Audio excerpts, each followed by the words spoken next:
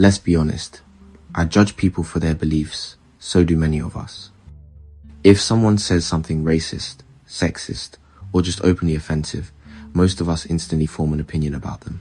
And honestly, that reaction makes sense to me. Because beliefs aren't just thoughts floating around in someone's head. Beliefs influence actions. They affect how people vote, how they treat others, and what kind of world they're trying to create. For example, if someone believes that certain races are naturally more intelligent or more dangerous than others, or if they believe sexism doesn't exist anymore and that women are just too emotional for leadership roles, in a world of cancel culture, racism, and sexism, where's the line? Those beliefs don't stay theoretical. They shape who gets hired, who gets listened to, and who gets dismissed. So, for a lot of people, judging someone for their beliefs feels completely justified. This side of the argument says, if your beliefs harm others, I should judge you. Personally, I lean this way. And there's logic there. If someone believes men should naturally have authority over women, or that immigrants are responsible for crime simply because of where they come from, it becomes hard to separate that belief from the real-world harm it causes. Judging those beliefs feels like my moral responsibility, almost like self-defense. Because not judging in that situation can feel like staying silent. And silence can look a lot like agreement. But then there's the other side. Some people choose not to judge beliefs. I get that it isn't excusing racism or sexism. I recognize that beliefs are shaped, not always chosen.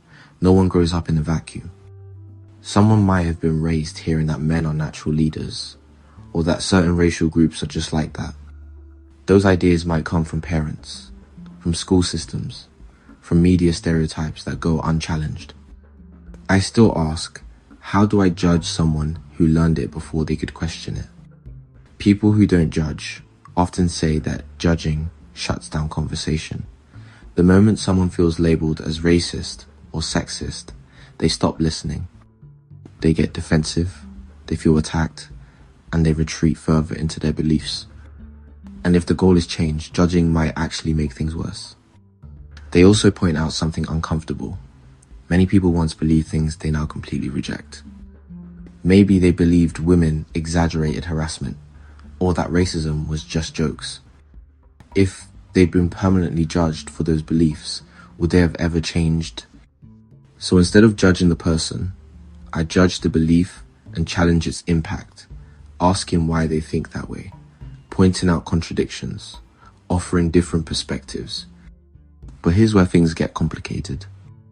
Not judging can sometimes slide into excusing harm. Understanding where a sexist or racist belief comes from doesn't erase the damage it causes. And judging can sometimes slide into dehumanizing, reducing someone to one belief and deciding they're beyond redemption. So maybe the real divide isn't between people who judge and people who don't. For me, the divide is thoughtless judgment and careful judgment.